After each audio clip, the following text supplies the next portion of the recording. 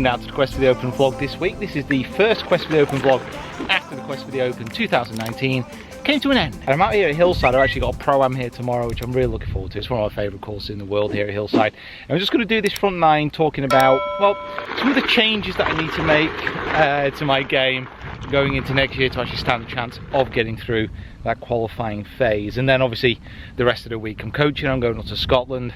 There's a lot to cram in. Fourth hole's a par 3, about 180 off the tees. I played it today and I didn't record my tee shot. And I would have been, well, obviously delighted but devastated. I hit a draw in. Let me try and find the pitch mark. So basically the pitch mark here, this putt goes slightly right to left, and that would have just missed on the low side. Oh my, oh my. This course is just such a pure hard test. It's beautiful, really. I mean, I'm doing a scramble test as well, so if you're not familiar with the scramble test, knocking on the green in regulation, unless it's stiff, you've got to drop it off and try and chip and putt. Currently level par, actually, and I'm on the 6th hole, which isn't too bad. That birdie on the par 3 because I knocked it stiff, and then a bogey on that par 5. A bit annoying, but even par isn't too bad. Let's look at this picture perfect par 3. Oh, it's just absolutely gorgeous. And to talk more about what I learned from open qualifying, just in a storm shelter, it's getting a little bit windy, from open qualifying and some of the next steps, I actually recorded some stuff yesterday. So I will lose my beard, I will gain my beard back. I have that power. To be fair, I do grow my facial hair that quick. And then I'll reconvene the end of the round, just with some beautiful cutaway clips of this place. Oh. So at the end of any project, the Quest for the Open 2019 ended in failure, as I didn't get through regional qualifying. It's actually final qualifying today at St. Anne's, so if I would have got through, this would have been a very different type of video, but obviously I didn't. And whenever you don't succeed in something that you've been trying to succeed at, that's the moment where you need to sit down, reflect, and just try and get to grips with what needs to go better. The whole idea of the Quest for the Open, if you are new to the channel, is to try and go through open qualifying, to try and get in the Open Championship, but that journey about the improvement and then passing that information on to you guys is what it's all about. So trying to improve myself and helping you guys improve the golf at the same time. However, whenever you fail at something and whenever something doesn't go the way you want to, you obviously need to try and figure out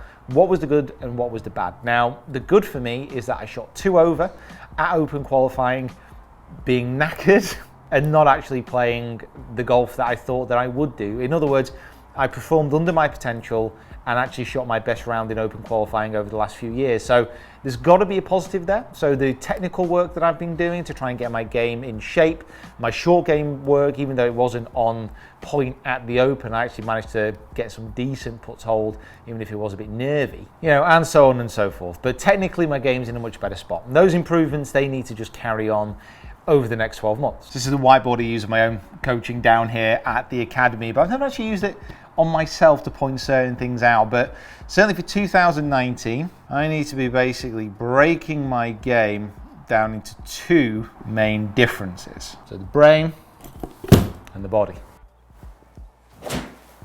Oh, strike. So the brain and the body. What on earth am I talking about? So these are 2 areas, certainly within golf, which as far as improvement is concerned, are definitely lacking within my own game, because psychologically on the golf course, I'm getting better, but there's so much more that needs to be done.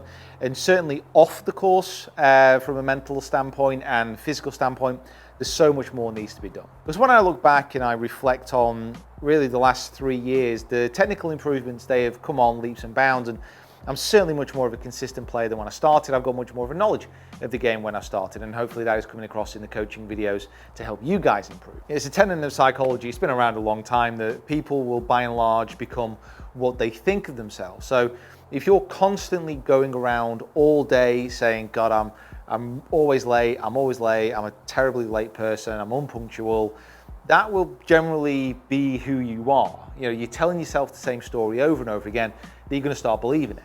So for many years, my mental state hasn't been great, certainly in the past.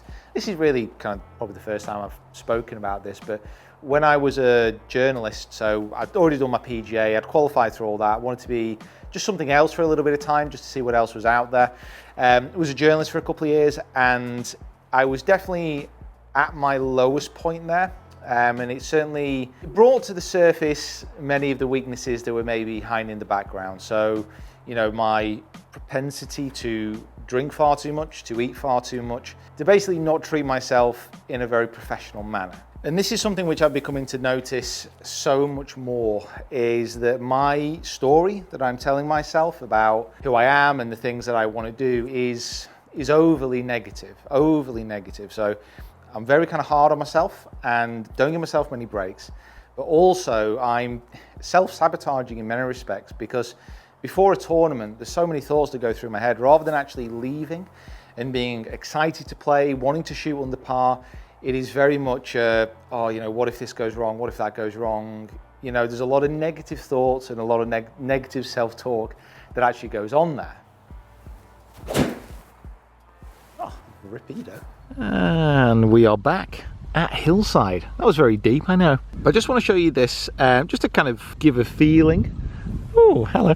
Of how good this course is. Now, this is the 5th hole. There is a back tee now, which pushes it to about 5.65. I'm not sure what we're going to be playing off tomorrow, but there's so much strategy involved. All these fairway bunkers are in play. You can basically take them on and try and get over, but the rough is very thick either side of the fairway here. It goes up. There's 2 embankments here which lead down to the green, and basically when you're on the fairway, everything's pulling you left, but most of the danger is left. There's thick rough there, the bailout's to the right, but if you're short and right, that bunker gets you, and if you're far too right, that bunker gets you as well. It's such a good course, this. It's the kind of course where if you remember here, like, oh, I can imagine just retiring here and just playing like every single day. Obviously you got the vagaries of the, shall we say, the English Northwest summertime, but apart from that, it's amazing. And it's got obviously illustrious company. That little tower poking up, that's the top of Birkdale's clubhouse as well. Literally shares the same ground. It's right next door, and over the other side of the railway, over that way, there's S&A, Southport and Ainsdale. Former Ryder Cup venue as well. And good morning, it is time for the comp. Don't know why I said it like that. Another wonderful night of sleep. That's a complete lie. But this all goes back to a stronger mental game, and I do need to touch on this a little bit more. But today, my main goal is to go out and enjoy myself. I love Hillside as a golf course. I'm just gonna go and play, just enjoy it. I think I got my dad walking around as well, so it's gonna have a nice day in the sun. So I'm a worst score on comp for just over a year, which was interesting. I'll go through the stats anyway, but we are off up to Scotland now. 3 days away, 1 day filming, 2 days. Exciting.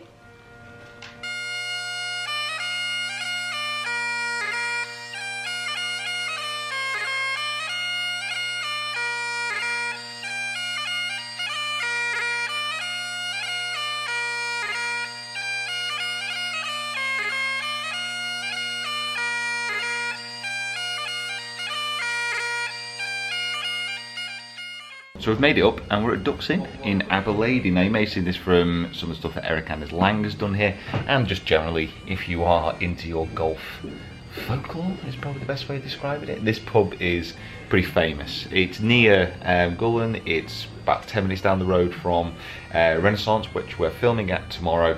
We're doing the next episode of the Rookie Year with Kim. So yeah, excited to be up here again. Just trying to slowly convince Carly that this is the place that we need to move. Yeah, you doing okay? By okay, she means failing. That's what she wants. She wants me to fail in this mission.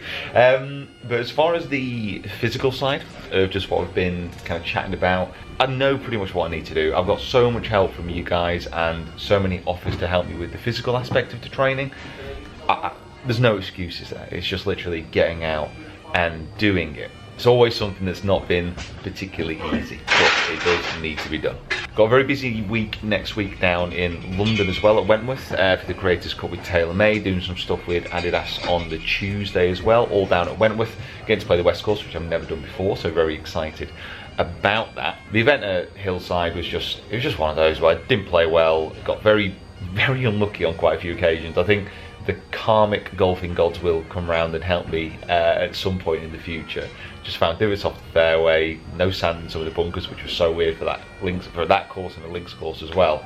Just strange, but one of those things. So guys, thank you so much for watching. Hopefully this kind of discussion about how the changes are going to be taking place, the switching direction about what I'm going to be focusing on as well, to different coaching videos, which again hopefully will help you in your own games, because I've kind of come to realization, actually, you know what, I'm not actually a bad golfer, but to try and get that showing in competitions a little bit more, it's just that key, is finding whatever that is that's going to unlock the door, and I'm kind of excited to figure it out and get into it, to be honest. Deep, very deep, man. This is a deep video. So guys, thank you so much for watching. Please comment below if anything discussed in this video is going to kind of help you, if it's something you've been struggling with as well. I'd love to know your feedback. If you are new, please subscribe, follow me on my other social media platforms as well, and I'll see you down here next time.